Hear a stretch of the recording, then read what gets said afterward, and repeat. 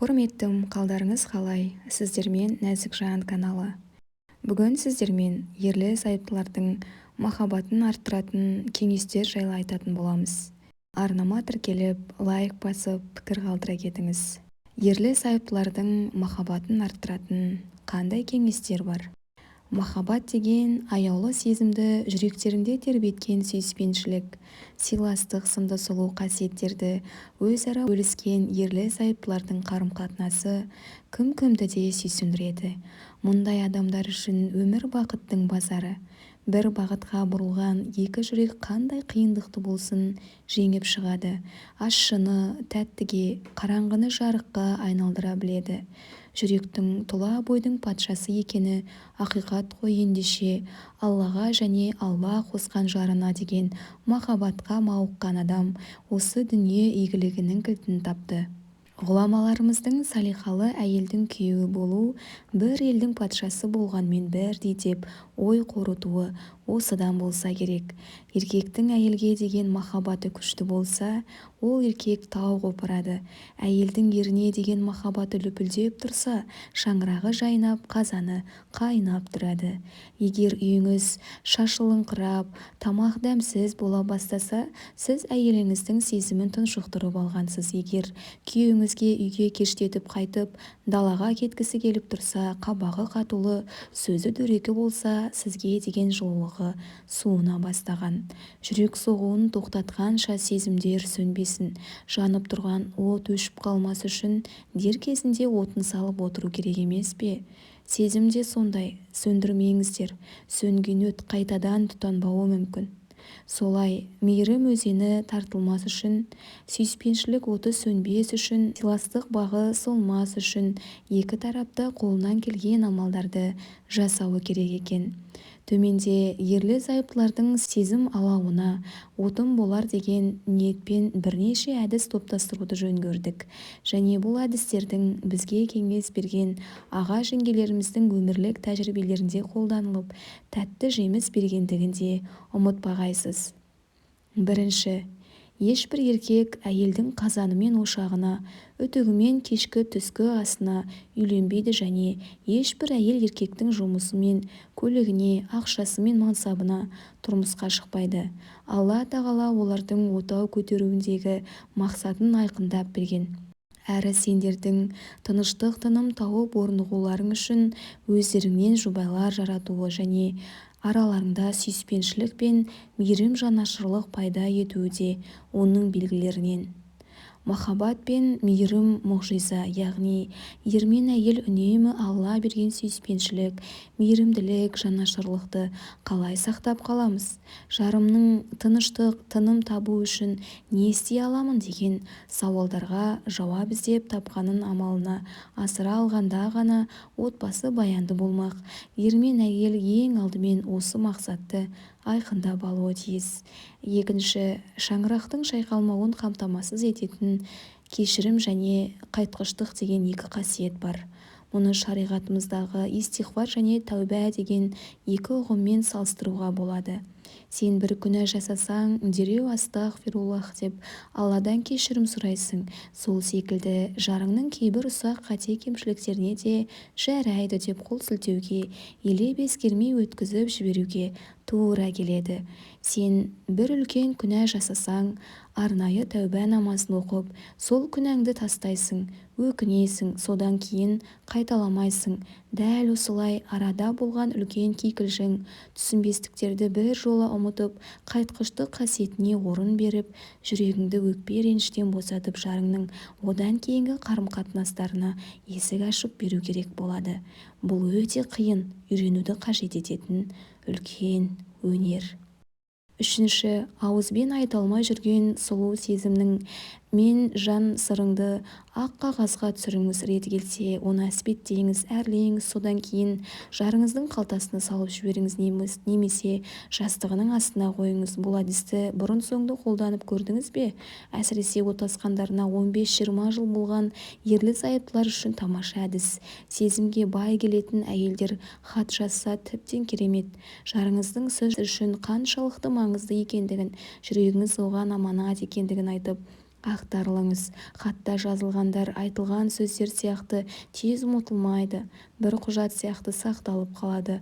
Жарыңыз ұнатып жатса, бір аптадан кейін, бір айдан кейін ашып оқып отыратын болады. Төртінші, ислам діні үшін өлшеусіз қызмет етіп, үмбеттің қамын ойлаған Әли ибн Абу Талиб, оған Алла разы болсын, жары Фатима үшін өлең шығарып оқып беруге уақыт тапқан. Сөз қадіріне жеткен бабалардың ұрпағы болғандықтан, жан-жарыңызға бір-екі шумақ өлең жазуға тырысып көріңіз. Егер сіз өлең шығара алмайтын болсаңыз, қазақ ақындарының махаббат туралы әдемі жырларынан үзінді жаттап, көркем мәнермен оқып беріңіз. Бесінші, хадисте шешен көркем сөзде сиқыр бар екендігі айтылады. Әсіресе әйелдердің құлақтан семіретін қалық екендігі ешкімге жасырын емес. Олар сезімге наннан да қатты мұқтаж. Әйелден жылы сөзіңді аямай, жиі көңіл бөлсең, ол сен үшін аштыққа да, суыққа да төзеді. Үңгірде өмір сүретін болса да, бал тамған сөзбен бақытты. Сарайда өмір сүрсе де қаттылық, дөрекілік оларды солдырады. Қорлау, кемсіту, намысына тию оларды кескілейді және өлтіреді. Жақсы сөз садақа. Сен ұртыңнан шығатын садақаға әйелден артық лайық адам бар ма? Оның көйлегіне, тамағына орында айтылған бір ауыз комплимент 2 есе керемет істермен қайтады. Алтыншы, еркектер мақтауды сүйетін қауым. Мақтауға малынған еркек алға жылжиды, одан да жақсысын жасауға тырысады. Сіз білесіз бе, шариғатымыз ер мен әйелге араларын жақындастыру мақсатында осындай әдістерге баруға рұқсат берген. Сол себепті әйелдердің күн сайын олай болса да болмаса да, сен әлемдегі ең керемет күйеусің. Әлемдегі барлық әйелдің күйеуі сен сияқты болса, ешкім де бақытсыз болмас еді. Сен Алланың маған берген ең үлкен бақытысың. Сенсіз өмір сүре алмайтындаймын деген сөздерді айтып тұрған жақсы. Еркек үйдің отағасы, тіреуі бола тұра, күтімі жағынан келгенде үйдің үлкен баласы екенін ұмытпайық. Жетінші, және ерлі-зайыптылар бір-бірін туыстарына мақтау керек, естіртіп айту керек. Мәселен, күйеуі енесіне осындай қыз тәрбиелегеніңізге рахмет, ол керемет әйел деуіне болады. Алайда шектен тыс мақтау қайтарылғандықтан, мұның да өлшеммен, даналықпен орындалғаны абзал. Сегізінші, екеуі екі жақта жүргенде әсерлі сәттерді суретке түсіріп бір-біріне жіберіп отыру. Сезім білдіретін тәтті сөздерді SMS арқылы жолдап тұру. Әлеуметтік желілерде түрлі жағымды смайликтерді пайдалану. Бұл әдістерді жастар қауымы жиі пайдаланып жүрген болар, ал орта жастағы ерлі-зайыптылардың қатынасына серпіліс әкелетініне сенімдіміз. Еш себепсіз хабарласып, менің сүйікті әйелімнің жағдайы қалай екен, мені сағынды ма деп алдап қойсаңыз, сол күні әйеліңіз сізді бақытты қалпында күтіп алатындығына сеніңіз. 9. Сезіммен сиқырлаудың тағы бір ұтымды әдісі бар. Ілгері буынның ізгі ғалымдары, егер қайсы бір әйел күйеуі үшін күнде әтірленетін болса, ерінің көзінше әсем киініп, үнемі оның сүйікті тағамын дайындап, ол жоқ кезде дүние мүлкіне сақ болатын болса, ол әйел күйеуін сиқырлап алады деген. Бұл рұқсат етілген әрі ең өтімді әдіс. Өзіміз ғой сыртқа шыққанда киінемін, үйде боянуға уақыт жоқ деу үлкен ағаттық. Сізді сұлу кейпіңізде көруге лайықты жалғыз жан, ол сіздің жарыңыз. 10. Ер адамдарға бағынушы ерке, ашық ажарлы, күлімдеген, тәтті жылы сөзді әйелдер ұнайды. Мұнымен әйел оның жүрегін тұтқынға ала алады.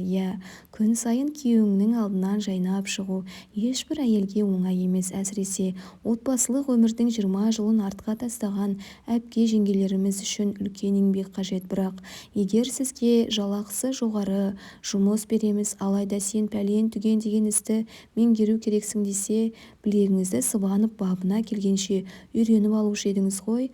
Ал сізге Алла мен оның елшісі, оған Алланың игілігі мен сәлемі болсын, күйеуіңді разы етсең, мәңгілікке жәннаттық боласың деп уәде беріп қойды. Жәннат арзан тауар емес. Мұны түсінген әйел күйеуінің есіктен кірген сәтін мейрам секілді қабылдап, жәннатым кіріп келді деп қуана алады деп ойлаймыз. Замандастарымыздың арасында есіктен күйеуінің аяқ киімін шешіп қарсы алатын, оған айтатын әрбір сөзін сағаттар бойы ойланып көрсететін қылықтарын күні бойы айнаға қарап дайындалатын қаншама әйел бар екендігін біле жүріңіз. Сізді Алла панасына алсын деп дұғамен шығарып салып, балалармен бірге қарсы алып құрмет көрсету кез келген еркекті қуантады. 11.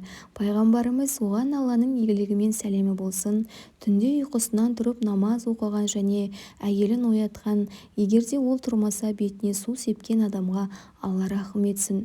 Түнде ұйқысынан тұрып намаз оқыған және күйеуін оятқан, егерде ол тұрмаса бетіне су сепкен адамға Алла рахым етсін деген. Келесі бір хадисте, егер адам түнде өзінің әйелін оятып сосын бірге намаз оқыса, олар Алланы еске алушы еркектер мен әйелдердің қатарына жазылады делінеді. Құлшылыққа да романтика араластырған асыл дініміз неткен сұлу, су шашқанның үшінде сауапқа ие болу неткен керемет.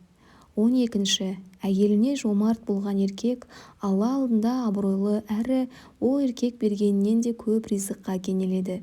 Әйелдің сараң күйеуге тап болуы ең үлкен сынақтардың бірі. Тіпті Алла елшісі оған Алланың игілігімен сәлемі болсын, сараңдықтан асқан ауру бар ма деп таң қалған екен. Әрбір сараң, қорқақ, өтірікші Аллаға тәуекелі жоқ болып келеді. Сол себепті жомарттығыңызды әйеліңізге танытыңыз. Ауырса емделуіне, туыстарына сыйлық жасауына, жарасымды киінуіне жағдай жасап беріңіз. Мейрамханаға тамақтануға алып барыңыз, саябаққа, серуендеуге шақырыңыз, гүл бақтарын аралатыңыз. Ақылды әйел мұны бағалап, артығымен қайтаруға тырысады. 13. Ал әйелдер ше? Егер әйел күйеуінің шешім қабылдай білетін, арқа сүйеуге лайық адам болғанын қаласа, нәзік, қорғансыз бола білуі тиіс. Егер әйел күйеуінің жомарт болғанын қаласа, мұқтаж, алғыс айтқыш келуі керек. Мәселен, ол сізге сыйлық жасады, немесе тағы басқа жолмен жомарттық танытты делік. Сіз оған алғысыңызды естен кетпес етіп қайтарыңыз. Эмоцияңызды пайдалаңыз. Әсеріңізге бұл әлемдегі ең керемет сыйлық. Қанша уақыттан бері осыны армандап жүредім деген сөздермен дәмдеуіш сөз қосыңыз. Ең күшті таптырмас амал дұға. Ер мен әйелдің ең үлкен қаруы. Жақсы әйелге немесе еркекке ең бірінші жәрдем Алладан. Күйеуінің көңілін аулағысы келген әйел, әйелінің жүрегін жаулағысы келген еркек Алламен қарым-қатынасын түзеп, алақанын жайсын. Жүрекке Алланың ғана әмірі жүреді. Қос жүрекке махаббат пен мейірімді салатын Алла. Сондай-ақ ешбір еркек өзінің сымбаты, мінезі, байлығымен отбасын ұстап тұра алмайды. Ешбір әйел күйеуі үшін ғана жасаған амалдарымен, сұлулығымен, мінезімен, дәмді тағамдарымен жәннатқа жете алмайды. Олардың өміріне ықылас деген ұлы амал басшылық жасамайынша жеңіске жеттім деу бекерлік. Яғни ерлі зайыптылар барлық амалдарын Алла разылығы үшін жасауы тиіс. Алла сұлулықты жақсы көреді. Бір-біріміз үшін сұлуланайық. Алла тазалықты, жаратылыстарының мейірімді болғаны жақсы көреді. Біз де соған талпынайық деп сәт сайын ниетті түземек керек. Мұсылман алдымен Алланы жақсы көреді, ал жарын Алла разылығы үшін жақсы көреді. Амалдарын, ұмтылысын Алла разылығы үшін жасаған адамда ешқашан ұтылыс жоқ. Құрметтім, егер сіздерге бүгінгі материал ұнаған болса, каналыма тіркеліп, лайк басып, пікір қалдыра кетіңіз. Келесі жолы тағы да пайдалы ақпараттермен бөлісетін боламын. Ал сіздермен болған Нәзік Жан арнасы. Келесі кездескенше.